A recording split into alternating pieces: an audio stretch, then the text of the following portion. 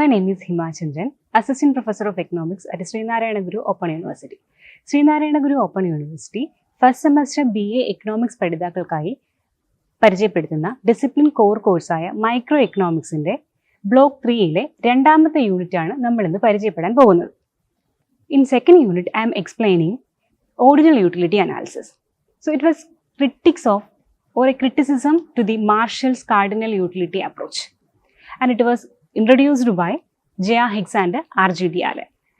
And the theory is also based on certain assumptions.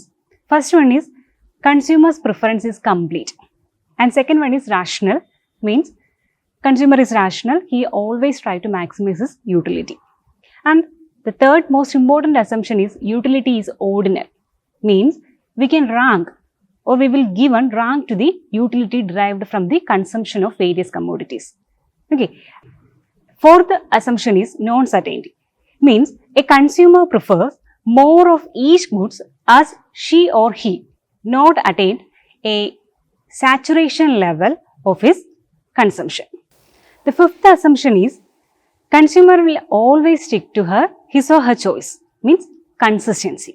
Her choice, her or his choice is consistent. And the sixth assumption is consumer's preference is transitive. Okay, so the ordinal utility analysis is based on these 6 assumptions. Ordinal utility analysis il namukku important aayittu padikkanulla oru term aanu indifference curve. Indifference curves. So indifference curve shows a combination of various combinations of two commodities which give same level of satisfaction to the consumer. So ഇവിടെ നമ്മുടെ ഗ്രാഫിൽ നമുക്ക് കാണാൻ പറ്റും ഒരു indifference curve ആണ് ആ green ലൈനിൽ കാണിച്ചിരിക്കുന്നത്. അതൊരു കോൺവെക്സ് കർവ് ആണ്. ഇവിടെ എക്സ് ആക്സിസിൽ പിസയും വൈ ആക്സിസിൽ ആപ്പിളും ആണ് എടുത്തേക്കുന്നത്, അതായത് 2 കമ്മോഡിറ്റീസ്. സോ നമുക്ക് കാണാൻ പറ്റും ആപ്പിളിന്റെ 12 യൂണിറ്റ് കൺസ്യൂം ചെയ്യുമ്പോൾ പിസ 1 യൂണിറ്റ് ആണ് കൺസ്യൂം ചെയ്യുന്നത്. ഇനി പിസയുടെ 1 യൂണിറ്റ് മോർ അഡീഷണൽ കൺസ്യൂം ചെയ്യുന്നതിന് വേണ്ടിയിട്ട് ആപ്പിളിന്റെ 6 യൂണിറ്റ് ആണ് റിഡക്ഷൻ ചെയ്യുന്നത്, സാക്രിഫൈസ് ചെയ്തിരിക്കുന്നത്. ഇനി പിസയുടെ യൂണിറ്റ്സ് അല്ലെങ്കിൽ കൺസ്യൂം ചെയ്യുന്ന യൂണിറ്റ്സ് ഇൻക്രീസ് ചെയ്യിക്കുന്നതിന് വേണ്ടി ആപ്പിളിന്റെ യൂണിറ്റ്സ് വീണ്ടും റെഡ്യൂസ് ചെയ്യും.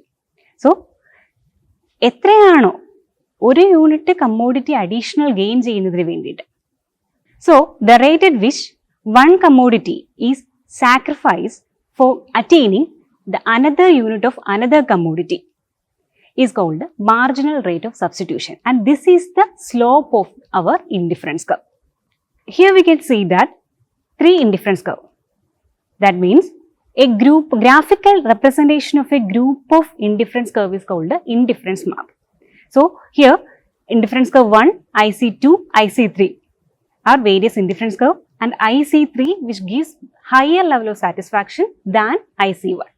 So higher level of indifference curve gives higher level of satisfaction to the consumer, and this is why 2 indifference curve never intersect each other. Okay, but there are certain exemptions or special cases in the indifference curve. For example, in the case of substituted commodities, our indifference curve will not be a convex shaped curve. Okay, so what is substituted commodities?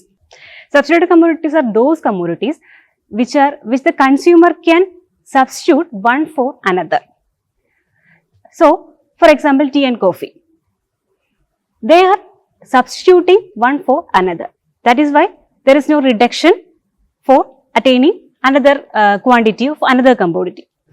So there is a constant marginal rate of substitution. So the curve will be a straight line. So in the case of complementary commodities, the indifference curve will be L-shaped curve. As we know that complementary goods are those goods which are used together. For example, shoes, a pair of shoes. So left shoe ഉണ്ടാവും, right shoe ഉണ്ടാവും. അതിൻ്റെ quantities കൂടുതലോ കുറവോ നമുക്ക് ആവശ്യമില്ല.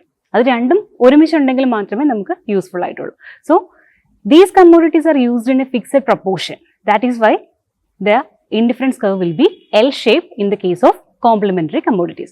So these two are special cases, that is substituted commodities and complementary goods are special case of indifference curve.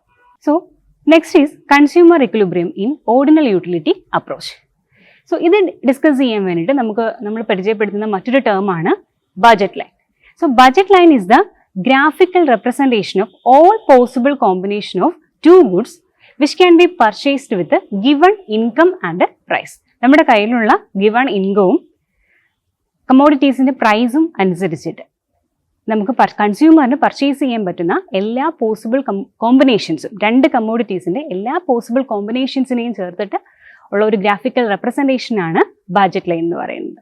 So ordinary utility അനാലിസിസിൽ consumer ഇക്വിലിബ്രിയത്തിൽ എത്തുന്ന point എവിടെയാണ് എന്ന് ചോദിച്ചാൽ ഹയസ്റ്റ് പോസിബിൾ ഇൻഡിഫറൻസ് കർവും ബഡ്ജറ്റ് ലൈനും കൂടി ടാൻജന്റ് ആവുന്ന പോയിന്റിലായിരിക്കും ഇൻഡിഫറൻസ് ഓർഡിനറി യൂട്ടിലിറ്റി അനാലിസിസ് അനുസരിച്ചിട്ട് consumer ഇക്വിലിബ്രിയത്തിൽ എത്തുന്നത്.